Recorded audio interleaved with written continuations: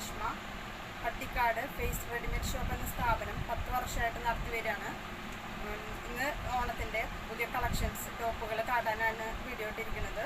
നമുക്കപ്പോൾ കുറച്ച് ടോപ്പുകൾ പരിചയപ്പെടാം.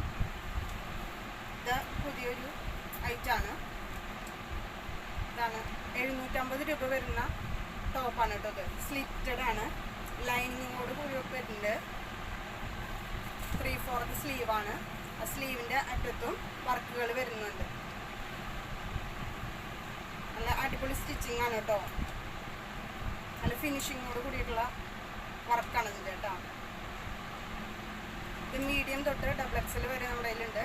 ഇതിൻ്റെ കളർ ചേഞ്ചസ് ഉണ്ട്.